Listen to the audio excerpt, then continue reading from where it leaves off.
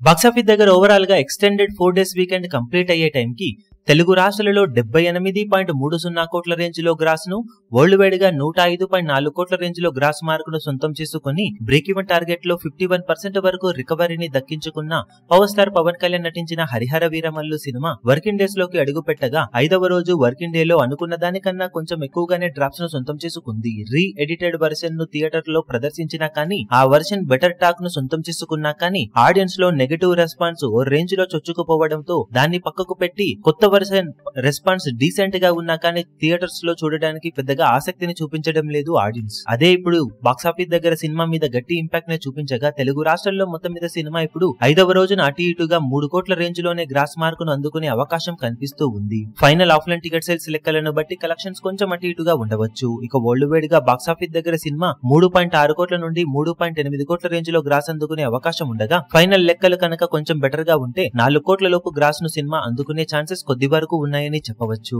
Overall గా cinema 5 రోజులు complete అయ్యే టైంకి ఇప్పుడు తెలుగు రాష్ట్రాల్లో 81 కోట్లకు పైగా గ్రాస్ మార్క్ ను అందుకోవడం ఖాయంగా కనిపిస్తూ ఉండగా వరల్డ్ వైడ్ గా సినిమా 109 కోట్ల రేంజ్ కలెక్షన్లకు అటు ఇటుగా వసూలను అందుకునే అవకాశం కనిపిస్తూ ఉంది. ఫైనల్ ఆఫ్లైన్ టికెట్ సేల్స్ లెక్కలను బట్టి కలెక్షన్స్ కొంచెం అటు ఇటుగా ఉండవచ్చు.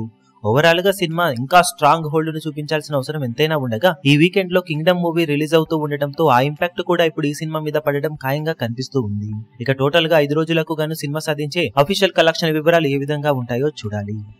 ఈ వీడియో మీకు నచ్చినట్లయితే లైక్ చేయండి, షేర్ చేయండి, ఛానల్ ను సబ్స్క్రైబ్ చేయడం మాత్రం మరవకండి. ఏ చిన్న అప్డేట్ ను మిస్ అవ్వకూడదు అనుకుంటే బెల్ ఐకాన్ ను ప్రెస్ చేయండి.